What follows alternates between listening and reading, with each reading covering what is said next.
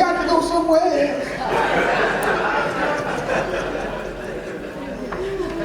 It's been a wonderful time together with the family, and we've seen a lot of things happen, a lot of growing up take place, and so it's been really good. Now, as I said, obviously, well, let me thank all of those who attended last week.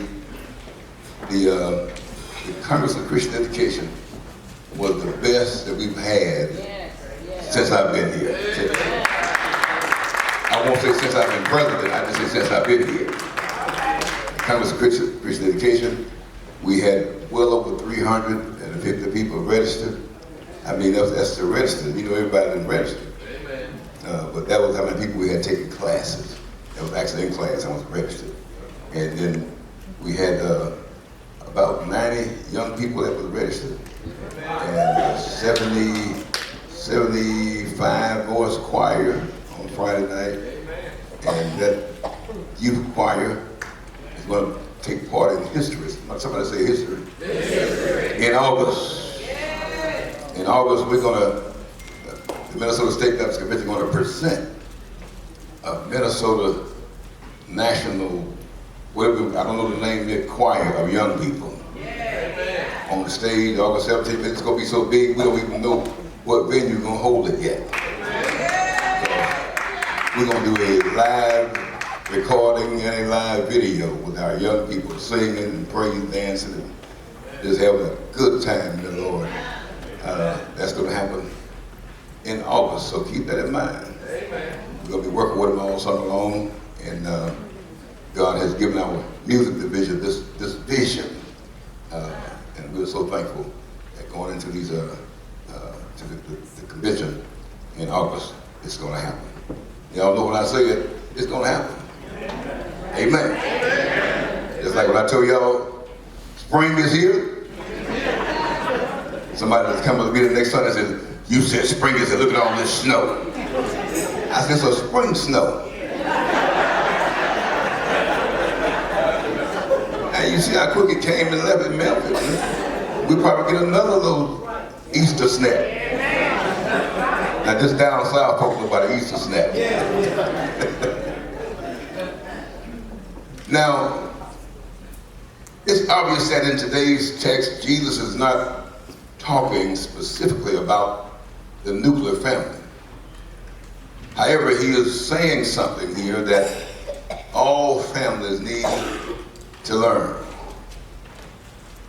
Our family relations are to mirror the relationship that Jesus has with the Father and that they have with us, the sheep. Amen. From this passage, we can learn how to build a stronger family. We need stronger families. We got strong families. We got some strong families, but we need stronger families. The enemy attacks are at an all-time high to destroy the family. So we need stronger families. Let's think about what a family is. You know, we know that the traditional idea of a family is a mom, dad, children, and possibly Tice. That's a dog. That Tice is my wife, little bundle of joy, whom I just love so much.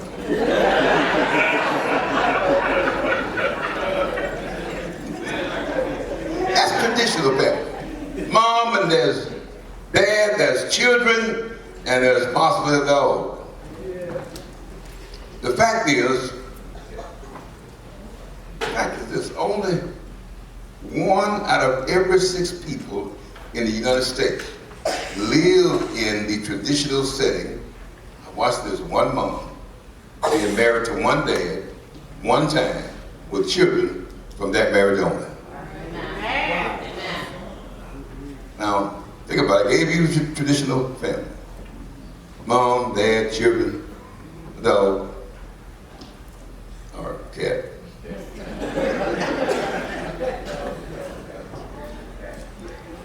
But then, although that's the traditional setting of mom, dad, children, dog, but then And that's how we ended up meeting. When she said that it was for the better they be with their grandmother, she was right, because if there had been no grandmother raising them, there would be no me in her life. And there would be no her in my life. That's just because grandmother was a true warrior, prayer warrior, one of Daddy's best members. So believed in Daddy so much until she allowed my wife, 9 years old, to come stay with my sisters who played the piano. And she wanted to play the piano. She came and spent the night with my sisters. And I didn't know she was in the room. And me being the bad boy, I used to run down to the sisters' bedroom every morning and wake them up. I would bam on the door and then go in this pull the cover up and say, "Get him out of bed!" But this particular day, I bammed on the door, pulled the cover back and said, "Whoa!"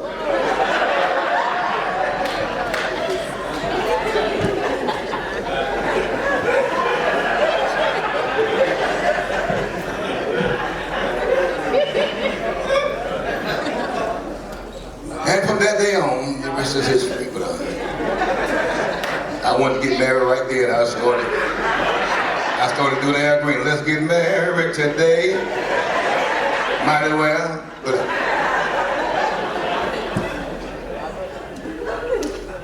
But she's like, well, we might better, get to know each other first. And sure enough, we from that moment on, really our eye contact brought us together. But we had our moments like anybody else as we were coming together. And one time we had a pretty big fuss. And, well, I'm gonna be honest. What had happened was it was a jam. It was a jam. Another little girl I was liking, I won't call her name. Revival was going on at Baptist Church of Galilee in Prentice. This girl, who was my little high school girlfriend, came. She heard I had a girlfriend in Prentice. So she came to church on this Friday night.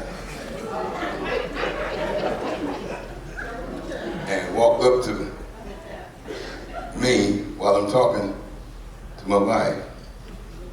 And she put her hand on her hip and said, "Who is it gonna be?"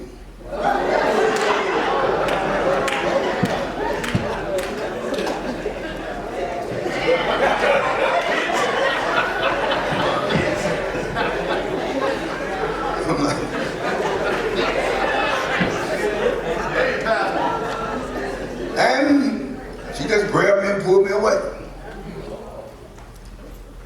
So, needless to say, my wife was pretty upset with me for a while.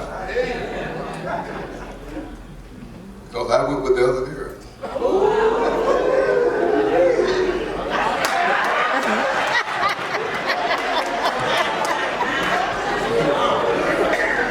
I knew it was wrong.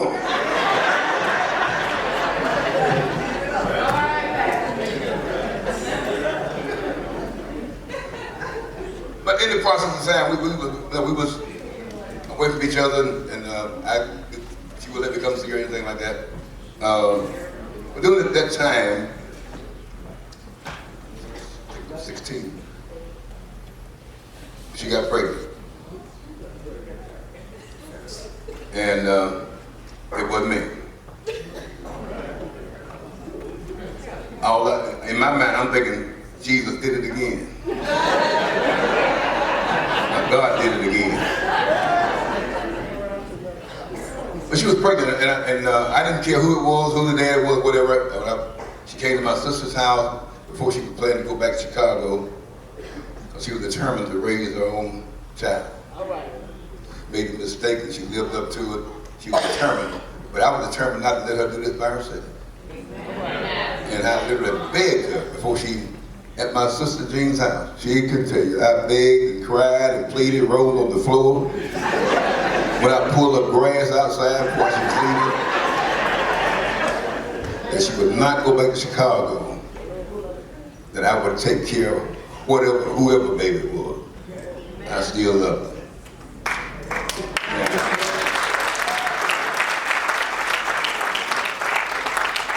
Well, she went to Chicago anyway, and some years, many years later, should I say, about 4 or 5 years later,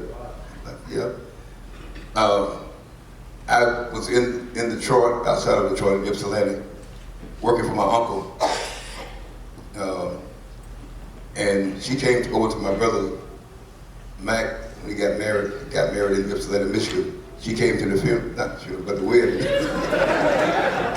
with my uncle, Uncle Reverend James Howard.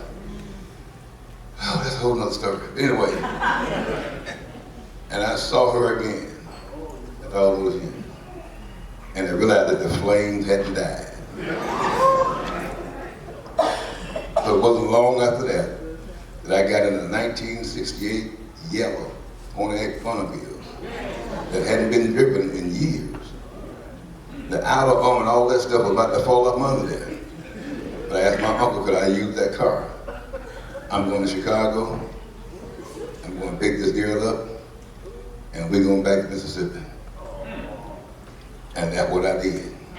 I went and got her and the baby, and we came back to Mississippi. And we got married.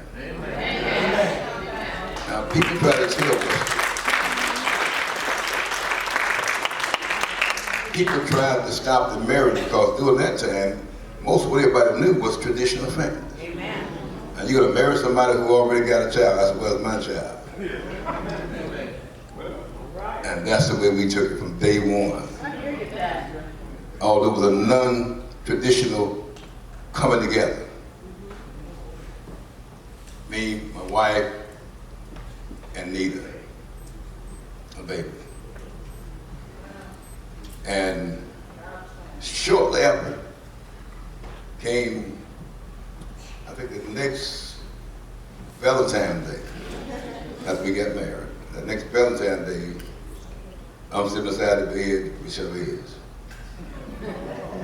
Within a year and a half, I think, year and a half, God did it again. Year later, here comes Nisha. I'm like, wait a minute now, we got 3 babies, literally. And then a couple years later, here comes Joe. And then God decided that was enough, because I still wanted some more. But Daddy, I said, Daddy had 11.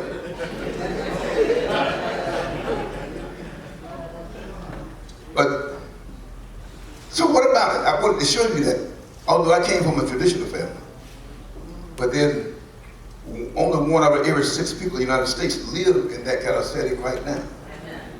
So what about the remaining 84% that does not come, or is not a part of a traditional family right now?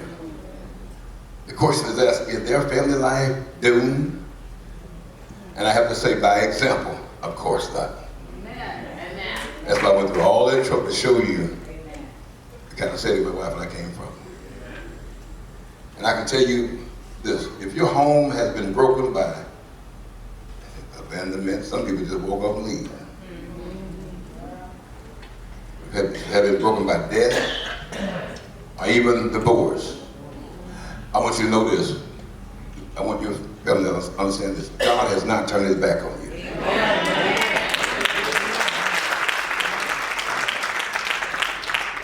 Whatever your family situation that you're in right now, whatever it might be, God wants to help you to be the strongest family that you could ever possibly be. God wants to help you to do that. That's right. That's right. Now, the Census Bureau defines a family as people who live in the same house. Amen. Others will define a family as people who share the same last name. But there is more to it than that. Amen. More to it than just living in the same house and having the same name. I just want to lift out a few things that you may want to write it down and make sure you look at the screen, because these are things that I know for myself works. And I think I can say this after 42 years of marriage, and after all these children, well, 4 of them, come through this marriage, and we're still hanging on to each other. Amen. Amen. Let me tell you something. A strong family Get this, a strong family listen to one another. Now, Jesus said like this, he said, my sheep listen to my voice. Yeah. That's right. So we could read that say it like this, my family listens to my voice. Yeah. Now, let me stop and say this right here. The biggest obstacle in personal communication is not the inability to speak your mind. That's not the biggest obstacle. We can speak our mind in a hurry. Yeah. But the biggest obstacle is the inability to listen. Yes, sir. Yes, sir. Yes, sir. Talk. Stephen Covey said it like this. He said, many people do not listen with the intent to understand. All right. But they listen with the intent to reply. And that's really not listening. Yes, sir. All while you listen, you just waiting. I'm going to jump in here. I'm not going to say what I got. And you didn't hear nothing I just said. Proverbs chapter 18, verse 13 said it like this. He said, he who answers before listening, that is his folly. In other words, that's crazy. And it's a shame. Yes, sir. If you, answer without even listening. Now, this describes how some parents listen to their children and how some spouses listen to each other. That's why the communication breaks down so much in the family, because we're really not listening. Yes. John is a single parent, the father of two teenage sons. The boys have gotten involved with a youth group, and now they're very enthusiastic about being in that youth group. John asked them, said, what do you like about the group? What do you like about the group? And the oldest son answered and said, we can tell the leaders really care about us by the way they listen to us. That's a surprise, John. Then he said, I'll listen to you. But the son said, oldest one said, I know that, but you're always doing something else. And all you ever say is yes and no, and I'll think about it. At that moment, John decided that he was going to focus on listening to his sons. And at dinner each night, whenever one of the boys would speak, he would stop eating, put his fork down, and turn to his son and listen to him. Can I tell you that this revolutionized this entire relationship with that father and his sons? And he spent so much time listening at the dinner table until he lost 15 pounds in 5 weeks.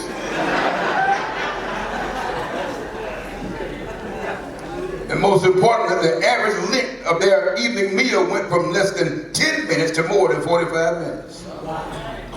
That sounds like what it used to be around our household. Strong family. Yes. Listen to each other. Not just talk at each other, but listen. Husband, listen to your wife. Wives, listen to your husband.